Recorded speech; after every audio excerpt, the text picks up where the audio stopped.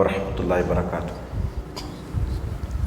இன்னல் ஹம்தலில்லாஹ் நஹ்மதுஹு வ நஸ்தஈனுஹு வ நஸ்தக்ஃபிருஹு வ நஊது பில்லாஹி மின் ஷுரூரி அன்ஃபுஸினா வ மின் ஸய்யிஆத்தி அஅமாலினா.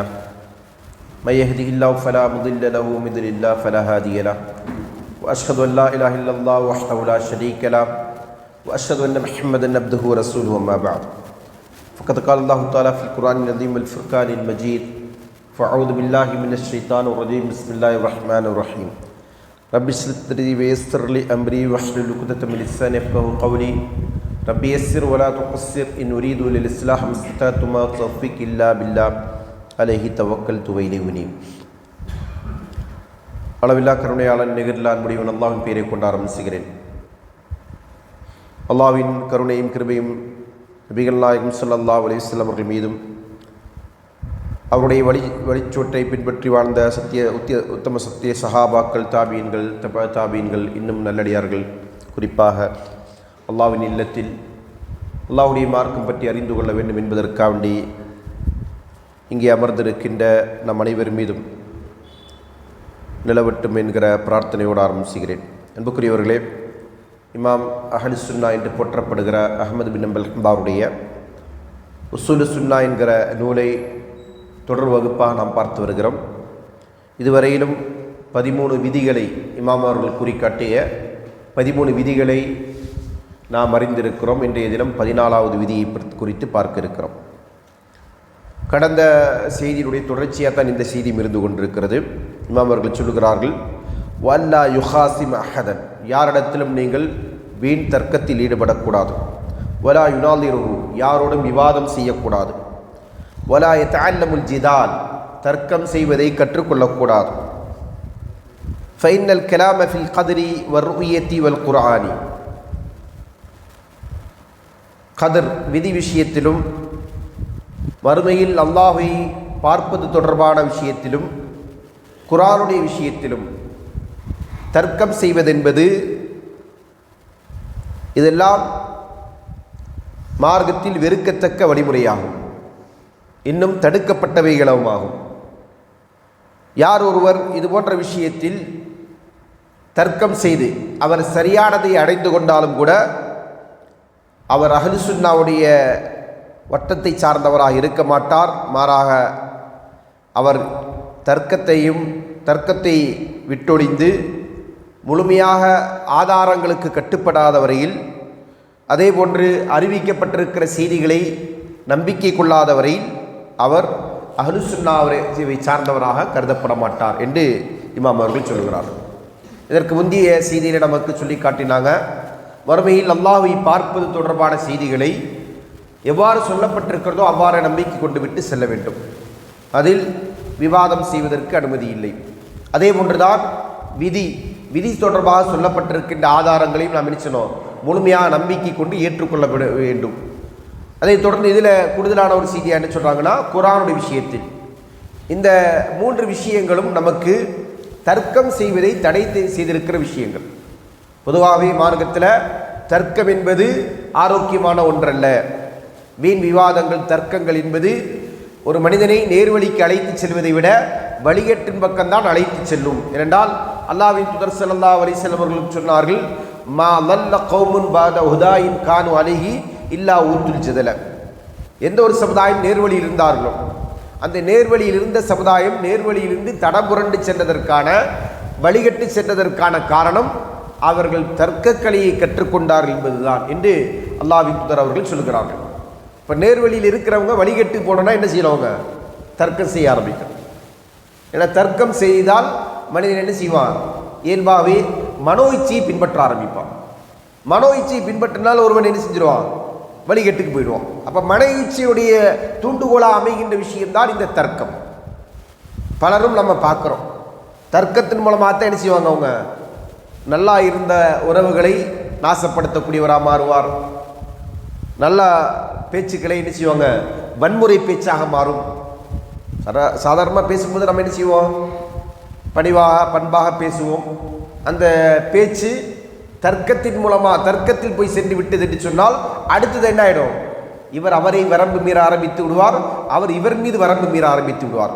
வார்த்தைகள் தடித்து விடும். இப்போ இது போன்ற நிலைகள் எல்லாம் தர்க்கத்தின் மூலமாக உண்டாகும் என்பதனால தான் என்ன செய்கிறாங்க, அஹ்லுஸ் சுன்னாவுடைய அறிஞர்கள் எல்லாம் தர்க்கத்தை வெறுத்திருக்கிறார்கள், தர்க்கம் செய்வதை கூடாது என்று தடுத்திருக்கிறார்கள்.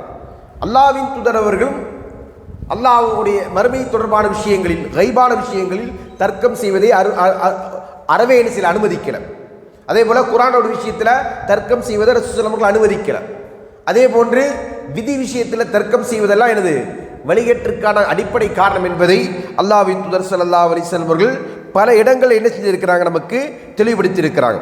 அப்போ அதனால தர்க்கம் செய்வதை என்ன செய்கிறாங்க, இந்த இடத்துல இமாம் அவர்கள் அது வெறுக்கத்தக்க வழிமுறை என்று சொல்லி காட்டுகிறார்கள். அது மட்டுமல்ல, அது தடுக்கப்பட்டது.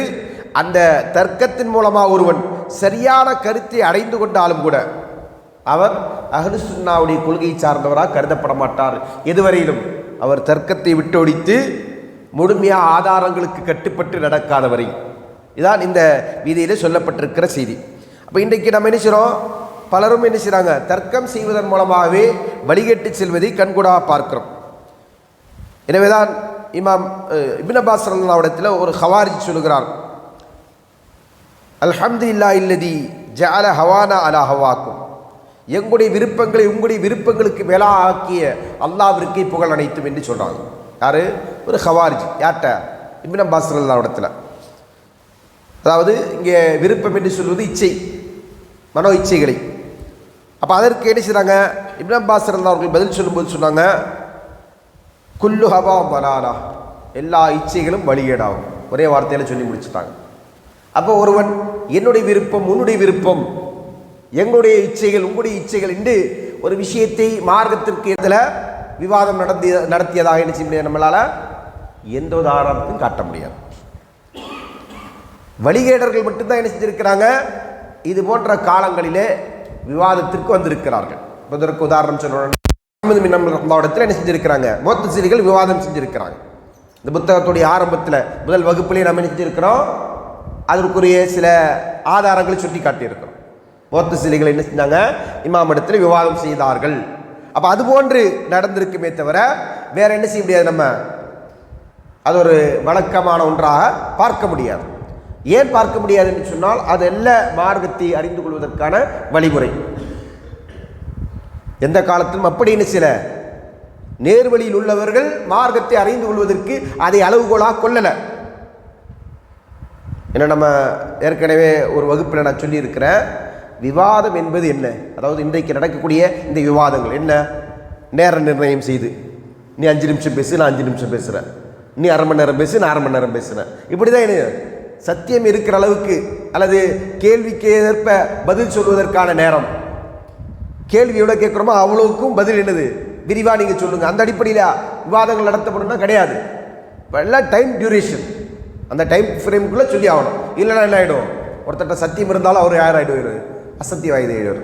அடுத்த ரவுண்டில் ஒரு சொல்லுவார், 1010 கேள்விகளை கேட்டோம், ஒன்றுக்கும் பதில் சொல்லலை, இவர் பதில் சொன்னாலுமே என்ன செய்வாங்க, அந்த பதிலை கூட ஏற்றுக்கொள்ள மனம் இல்லாமல் அந்த இடத்துல என்ன செய்யணும், தன்னுடைய வாதத்தை நிலைநாட்ட வேண்டும் என்பதற்காண்டி 10ல் 8 கேள்விக்கு பதில் சொல்லிப்பார், அல்லது 2 கேள்விக்காவது பதில் சொல்லிப்பார். நியாயமாக என்ன சொல்லணும், 10 கேள்வி கேட்டோம், ஆனால் அவர் ஒரு நேரத்தில் 2 கேள்விக்கு பதில் சொன்னார், மிச்சம் 8 கேள்விக்கு பதில் சொல்லலை. சரி, அடுத்தது என்ன செய்வோம், நீங்கள் இன்னும் 8 கேள்விக்கு பதில் சொல்கிறதுக்கு டைம் எடுத்துக்கோங்க அப்படியே சொல்லுவாங்க. வந்த உடனே எடுத்து சொல்லுவார், 10 கேள்வி கேட்டோம், ஒன்றுக்கும் பதில் சொல்லவில்லை, அடுத்தது 10 கேள்வி, அப்படி இன்னொரு 10 கேள்வி எடுக்குவார். இப்படித்தான் என்ன செய்வோம், விவாதங்கள் இருக்கு. அப்போ இது போன்ற விவாதங்கள் என்ன செய்யறதில்லை, மார்க்கத்தில் அனுமதிக்கப்பட்டதல்ல என்பதைத்தான் என்ன செய்கிறது, மிக தெளிவாக நமக்கு ஆதாரங்கள் சுட்டி காட்டுங்கள். அடுத்ததாக இமாம் அவர்கள் செய்கிறாங்க, அப்போ இந்த முறையில் யார் ஒரு விவாதம் செய்கிறாரோ, தர்க்கம் செய்கிறாரோ, அது ஒருபோதும் என்ன செய்யாது, பயன் செய்யாது, அது நேர்வழிக்குரிய அளவுகோலாக இருக்காது என்பதை சொல்லி காட்டிவிட்டு, அப்படி ஒருவர் செஞ்சு அவர் சரியான கருத்தை அடைந்து கொண்டாலும் கூட அவர் என்ன செய்கிறாரு, சுன்னாவிற்கு மாற்றமாக செய்கிறார். நபி ஸல்லல்லாஹு அலைஹி காலகட்டத்தில் முஷ்ரிக்குகள் இருந்தார்கள், அதே போன்று யூதர் கிறிஸ்தவர்கள் இருந்தார்கள். இவங்களை எல்லாம் ரசூலுல்லாஹி ஸல்லல்லாஹு அலைஹி வஸல்லம் கூப்பிட்டு என்னைக்காவது விவாதம் நடத்தினாங்களா? இவங்க சொல்லக்கூடிய, அதாவது இந்த வழிகேடர்கள் முன்வைக்கக்கூடிய விவாத வழிமுறையில் ரசூலுல்லாஹி ஸல்லல்லாஹு அலைஹி வஸல்லம் விவாதம் நடத்தினாங்களா? அப்படி ஒரு சான்று பார்க்க முடியுமா? முடியாது. சஹாபாக்களுடைய காலத்தில் நடந்ததா? கிடையாது. ஏன்? அதெல்லாம் மார்க்கத்தை சொல்வதற்கான வழிமுறை. இப்போ மார்க்கத்தை கற்க விரும்புகிறவர்கள் இஹ்லாஸோடு இருப்பாங்க. நம்முடைய அமல்கள் ஏற்றுக்கொள்ளப்படுவதற்கும் நம்முடைய கல்வி அங்கீகரிக்கப்படுவதற்குமான அளவுகோல் என்னன்னு சொன்னால் இஹ்லாஸோடு இருக்கிறது. இப்போ இஹ்லாஸோடு உள்ளவங்க என்ன செய்வாங்க? கலப்படமற்ற இந்த தீனை அல்லாஹ்விற்காக வேண்டி கற்க விரும்புகிறேன் என்று சொல்லுவாங்க. மார்க்கத்தை யாருக்காக வேண்டி கற்கிறாங்க? யாருக்காக வேண்டி கற்றுக்கோங்க? அல்லாஹ்வுக்காக வேண்டி. அப்போ அந்த அடிப்படையில் தன்னுடைய நிலைப்பாடு தவறா சரியா என்பதை அலசுவதற்கு அவர் என்ன செய்வார்? அறிந்தவர்கிட்ட போய் கேட்பாங்க. அல்லாஹ் தஆலா அதை நமக்கு வழிகாட்டுறான். ஃபஸ்அலு அஹ்ல ذிக்ரி இன் குன்தும் லா தஅலமூன். நீங்கள் அறியாதவர்களாக இருந்தால் என்ன செய்யுங்க? அறிந்தவர்கிட்ட போய் கேளுங்க. குர்ஆன் அல்லாஹ் நமக்கு சொல்லக்கூடிய வழிகாட்டுதல் என்ன? நீங்கள் அறியாதவர்களாக இருந்தால் அறிந்தவரிடத்தில் சென்று கேளுங்கள். ரசூல் ஸல்லல்லாஹு அலைஹி வஸல்லம் சொன்னாங்க, ஷிஃபாஉல் கையி அஸ்வால். அறியாதவனுக்குரிய அந்த அறியாமைக்கான நிவாரணம் அறிந்தவரிடத்தில் போய் கேட்கறதா. அறிந்தவர்கிட்ட போய் கேட்கணும். கேட்டால் என்ன செய்யும்? தெளிவு கிடைக்கும். அப்போ அதுதான் வழிமுறை. அதில் என்ன செய்யாது? விவாதங்கள் தர்க்கங்கள் உருவாகாது.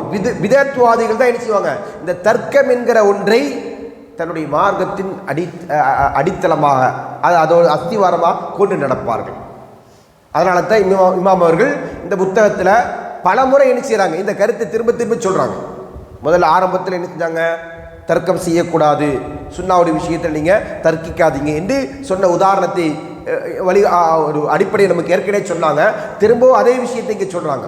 இந்த இடத்துல சொல்லும்போது என்ன செய்கிறாங்க?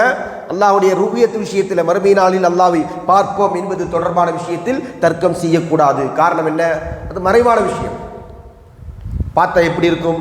எப்படி பார்க்கலாம்? இந்த கண் கொண்டா வேற கண் கொண்டா? இந்த மாதிரியான கேள்விகளுக்கு லாஜிக்கு அங்கே இடம் இல்லை. அதே போல விதி விஷயத்தில் விதியிலேயே அது நடக்குது, ஏன் இது நடக்கலை, ஏன் இப்படி நடக்கக்கூடாது என்றெல்லாம் என்ன செய்யக்கூடாது? கேள்வி கேட்பதற்கு இடம் இல்லை. அதெல்லாம் அந்த தர்க்கங்கள் என்ன செய்யும்? ஒரு மனிதனை வழிகேட்டிற்கு அழைத்து செல்லும். அதே போன்று குர்ஆனுடைய ஒரு வசனத்தை வைத்துக்கொண்டு இன்னொரு வசனத்தை போத விடுவது என்பது, அது போன்ற தர்க்கங்களும் நிறைய இன்றைக்கு நம்முடைய சமுதாயத்தில் நடந்து கொண்டிருக்கிறது. அல்லாஹ்வின் தூதர் ஸல்லல்லாஹு அலைஹி வஸல்லம் அவர்கள் அது போன்ற நிகழ்வை கண்டுவிட்டு வரும்போது என்ன செய்றாங்க? முகம் சிவந்தவர்களாக என்ன செய்றாங்க? கோபப்பட்டு வந்தார்கள். வந்துட்டு என்ன செய்றாங்க? இதற்குத்தான் நான் அனுப்பப்பட்டேனா என்று சஹாபாக்களை பார்த்து கேட்டுட்டு, இதனால தான் உங்களுக்கு முன்பிருந்த சமுதாயம் அழிந்து போனார்கள் என்று சொன்னாங்க. சுப்ஹானல்லாஹ். குர்ஆன் விஷயத்தில் தர்க்கம் செஞ்சதுனால. இப்போ வேதம் அல்லாஹ்வின் புறத்திலிருந்து குர்ஆன் என்று சொன்னால் ரசூல் ஸல்லல்லாஹு அலைஹி உம்மத்திற்கு தான் கொடுக்கப்பட்டிருக்கு. முன் சென்ற சமூகத்திற்கு வேதம் கொடுக்கப்பட்டிருக்கு இல்லையா?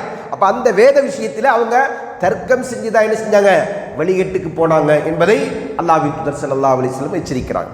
இப்போ இந்த எச்சரிக்கையெல்லாம் மீறி இன்றைக்கு என்ன செய்யறது? ஒரு கூட்டம் விவாதத்தையே மார்க்கத்தின் அளவுகளாக கொண்டிருக்கிறார்கள் என்பது வேதனைக்குரிய விஷயம். அதை சிந்திக்காமல் மார்க்கத்தின் அடிப்படைகளை ஆதாரங்களை எப்படி அறிந்து கொள்ள வேண்டும் என்று நமக்கு சரியான வழிமுறையில் சரியான அறிஞர்கள் காட்டப்பட்டிருக்கிற அந்த வழிகாட்டுதலை எடுத்துக்கொள்ளாம மனயிச்சையோடு மார்க்கத்தை பின்பற்றக்கூடியவங்க என்ன செய்றாங்க? அதுதான் மார்க்கத்தை அறிந்து கொள்வதற்கான அளவுகோலாக ஏற்றுக்கொண்டு மேலும் மேலும் இந்த சமூகத்தை வழிகேட்டிற்கு அழைத்து செல்கிறார்கள். இப்போ இதிலிருந்து நாம் நினைச்சோம், இந்த பாடத்திலிருந்து அதை நம்ம தெளிவாகி புரிந்து கொள்ள வேண்டும். அடுத்ததாக இமாம் அவர்கள் சொல்கிறார்கள், வல் குர்ஆனு கலாமுல்லாஹ். குர்ஆன் என்பது அல்லாஹ்வுடைய வார்த்தைகள். வலைஸ பி மஹ்லூக்கின், அது என்ன மஹ்லூக் அல்ல, படைக்கப்பட்ட ஒன்றல்ல. வலா யல்அஃபு அன் யகூல லைஸ பி மஹ்லூக்கின், அதே போல அது மஹ்லூக் அல்ல என்று என்ன செய்கிறது? அதை ஒருத்தர் சொல்லிவிட்டு அதை பலவீனப்படுத்தக்கூடாது. அப்படி சொன்னால் இந்த வாதம் முஅத்தஸிலாக்களால் முன்வைக்கப்பட்ட ஒரு வாதம். என்ன வாதம்? குர்ஆன் என்பது ஒரு படைப்பு, அது அல்லாஹ்விடத்தில் இருக்கும்போது அல்லாஹ்வுடைய கலாமு, மனிதன்கிட்ட வந்துச்சுன்னா அது என்னது? ஒரு படைப்பு. அப்போ இன்னைக்கு நம்ம ஓதக்கூடிய குர்ஆன் என்பது என்னது? அது ஒரு படைப்பு என்பது முஅத்தஸிலாக்களுடைய வாதம். இந்த வாதத்திற்காக வேண்டித்தான் இமாம் அவர்கள் என்ன செஞ்சாங்க? இமாம் அவர்களை சிறையில் அடைக்கப்பட்டார்கள், சாட்டையால் அடிக்கப்பட்டார்கள்.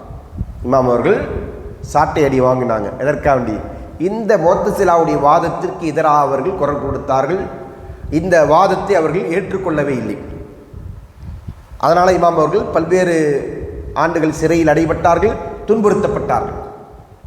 இந்த வாதத்தில் இருந்து கொண்டிருக்கிற ஆபத்து என்ன அப்படின்னு சொன்னால், குர்ஆன் என்பது அல்லாஹ்வுடைய வார்த்தை, அல்லாஹ்வுடைய கலாம்.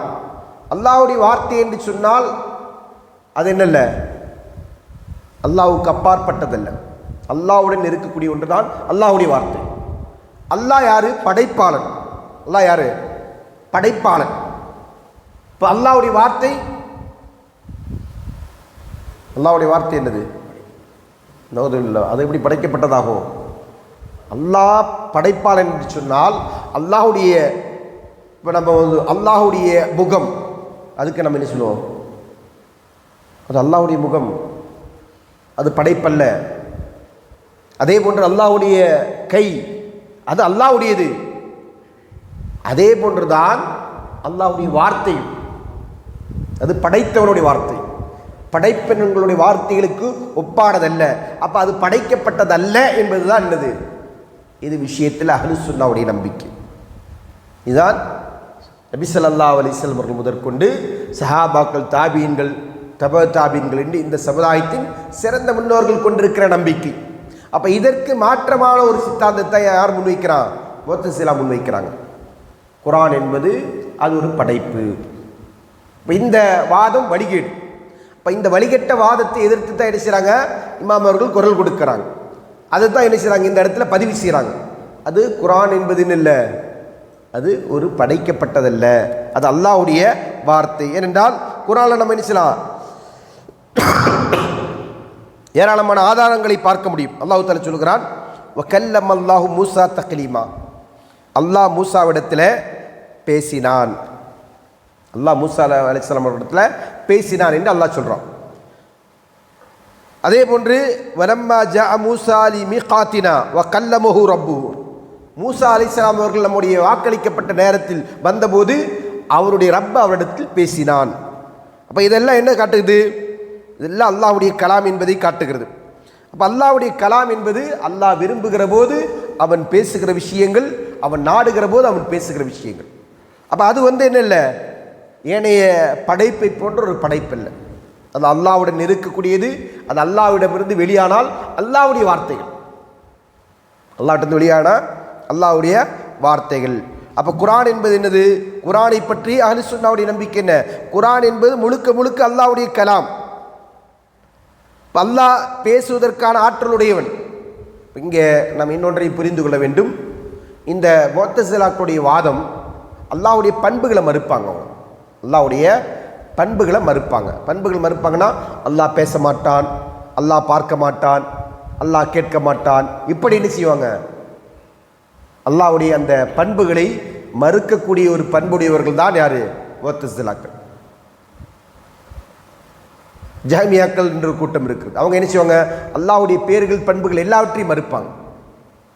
அப்போ இந்த ஒரு வாதத்தின் காரணமாக வழிகட்ட ஒரு சமுதாயமாக இந்த முஅத்தஸிலாக்கள் இருக்கிறதுனால அவங்க என்ன செய்கிறாங்க? இது போன்று பண்புகளை என்ன செய்வாங்க? அது ஒரு படைப்பாக மாற்றி விடுவார்கள்.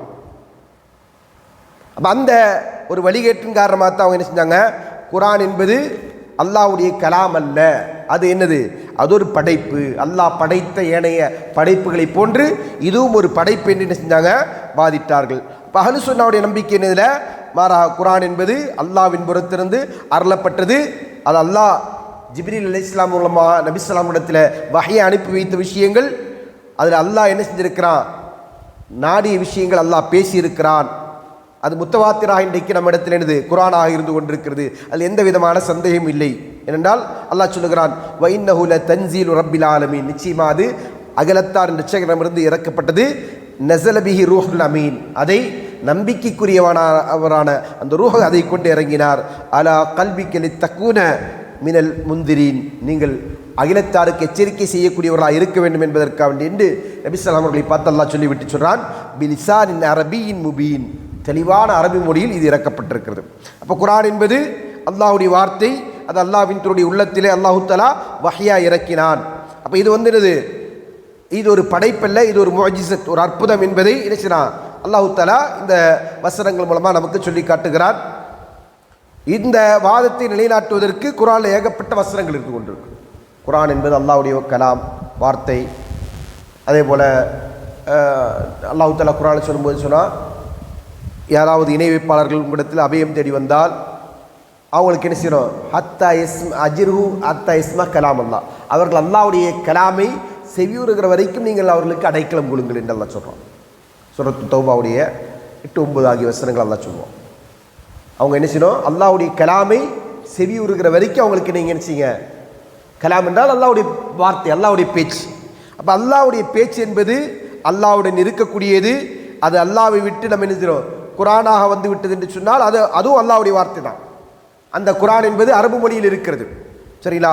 இப்படித்தான் நம்ம என்ன செய்யணும்? இந்த குரானை குறித்து நம்ம நம்பிக்கை கொள்வோம். இது அல்லாவுடைய வார்த்தை. அல்லாஹ் அது வந்து ஒரு படைப்பல்ல. படைப்பு என்று யார் நம்புகிறானோ அவன் என்ன செய்யறான்? குரானை அவன் ஏனைய புத்தகங்களை போன்று கருதுகிறான். குரானுக்கும் மற்ற புத்தகத்துக்கு என்ன இல்லை? வித்தியாசம் இல்லை. இதெல்லாம் படைப்புகள். இந்த புத்தகம்லாம் என்னது? படைப்பு. இப்போ குரானு அது படைப்பல்ல. குரானுடைய அப்போ நீங்கள் கேட்கலாம், குரான் வந்து மனிதனால் என்ன செய்யப்பட்டல? பிரிண்ட் பண்ணப்பட்டு அச்சிடப்பட்டு பைண்டிடப்பட்டது இல்லவா? அந்த பைண்டிங்கு பேப்பர் தான் என்னது? படைப்பு. ஆனால் அதில் இருக்கக்கூடிய வார்த்தைகள் அது படைப்பல்ல. அது எப்போதுமே யாருடையது? அல்லாஹுடையது. அது கலாமுல்லா, அது அல்லாஹுடைய வார்த்தை. அந்த சிறப்பு வேற எந்த புத்தகத்துக்குமே கிடையாது. வேற எந்த நூலுக்கும் நம்ம என்ன செய்ய முடியாது? அந்த சிறப்பை, அந்த அங்கீகாரத்தை கொடுக்க முடியாது. ஏனென்றால் அந்த குரான் எப்படிப்பட்டது? ரசூல் ஸல்லல்லாஹு சொன்னாங்க இல்லையா, மன் கரா ஹர்ஃப மின் கிதாபில்லாஹி ஃபலஹுல் ஹஸ்னா வல் ஹஸனத்து பிஅஷ்ரி அம்சாலிஹா. யார் ஒரு அல்லாஹ்வுடைய வேதத்தில் ஒரு எழுத்தை ஓதுகிறாரோ அவருக்கு 10 மடங்கு நன்மைகள் இருந்து கொண்டிருக்கிறது. அந்த நன்மைகள் 10 மடங்காக இருந்து கொண்டிருக்கிறது என்று சொல்லிவிட்டு ரசூல் ஸல்லல்லாஹு சொன்னாங்க, வலா அகூலு அலிஃப் லா மீம் ஹர்ஃபுன். அலிஃப் லா மீம் இது ஒரு வார்த்தை. ஆனால் ரசூல் ஸல்லல்லாஹு சொன்னாங்க, இதை நான் ஒரு எழுத்து என்று சொல்ல மாட்டேன். வலாக்கின் அலிஃபுன் ஹர்ஃபுன் வலாமுன் ஹர்ஃபுன் வ மீமுன் ஹர்ஃபுன். 3மே தனித்தனி எழுத்துக்கள். அப்போ ஒவ்வொரு எழுத்திற்கு 10 நன்மை. இது எதற்குள்ள சிறப்பு? குரானுக்குள்ளே சிறப்பு. இந்த குரான் நம்ம எந்த பிரிண்டில் ஓதுனாலும் சரி, சவுதி பிரிண்டாக இருக்கட்டும், அல்லது என்ன சொல்லுவாங்க இல்லையா, இண்டோ பாக் பிரிண்ட்னு சொல்லுவாங்க, அல்லது வேறு நம்ம இங்கே ஒரு பதிப்பகத்தில் அச்சிடப்படுகிற குரான் எங்கே அச்சிட்டாலும் என்னது? அந்த அந்த குரானுடைய வார்த்தைகள் ஓதினால் அதற்கு இந்த நன்மை. ஏன்? அது அல்லாஹ்வுடைய வார்த்தை. அது யாருடைய வார்த்தை அல்ல? மனிதனுடைய சொல் அல்ல. மாஹாதா கவுலல் பஷர், இது மனித வார்த்தை அல்ல. இதை வந்து யார் பார்த்து சொன்னாங்க?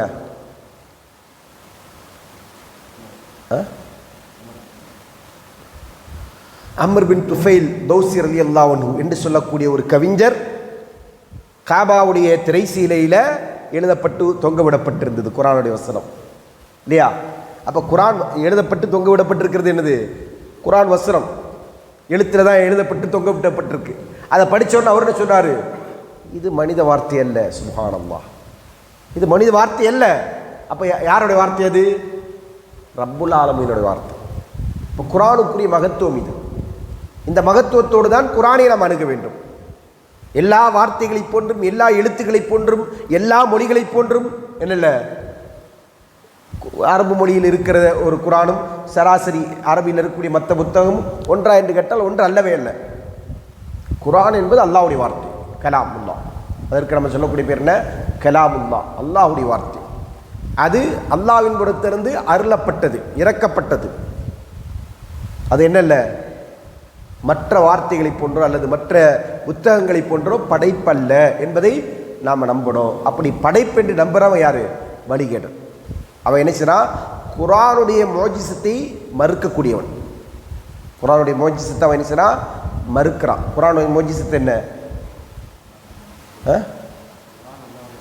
அல்லாஹ்வுடைய வார்த்தை அல்லாஹ்விடத்திலிருந்து இறக்கப்பட்டது என்பதுதான் அதனுடைய மிகப்பெரிய மோஜிசத். ரசூல் ஸல்லல்லாஹு சொன்னாங்க இல்லையா, மாமின் நம்பி அம்பியாயின் இல்லா ஊட்டிய மா ஆம நபி பஷர். எல்லா நபிமார்களுக்கும் அல்லாஹ் என்ன செஞ்சிருக்கிறான்? அவங்க நம்பிக்கை கொள்ளும் அளவிற்கான ஒரு அற்புதத்தை அல்லாஹ் வழங்கியிருக்கிறான். இன்னமா ஊத்தித்து வஹியன் மினல் குர்ஆன், எனக்கு வழங்கப்பட்ட அற்புதம் என்ன? குர்ஆன், வஹியா அருளப்பட்டது.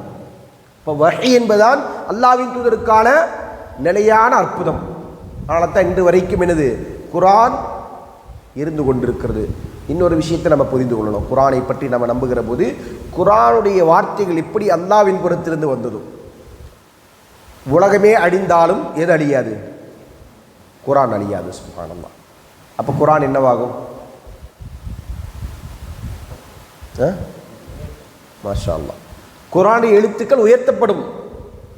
குர்ஆனுடைய எழுத்துக்கள் என்னாவும் உயர்த்தப்படும். அதனால தான் என்ன சொல்லுவாங்க, அஹ்லுஸ் சுன்னah அறிஞர்கள் சொல்லுவாங்க, அல்லாஹ்விடமிருந்து வந்தது வயஊது இலைஹி, அவன் பக்கமே அது என்ன செய்யும்? திரும்பி செல்லும். குர்ஆன் என்பது மற்ற புத்தகங்களை போன்று இந்த உலகம் அழிகிற போது, மற்ற படைப்புகளை போன்று உலகம் அழிகிற போது அழிந்து விடுவதை போன்று அழிகின்ற ஒன்றல்ல. சுப்ஹானல்லாஹ். குர்ஆன் அல்லாஹ்வுடைய வார்த்தை.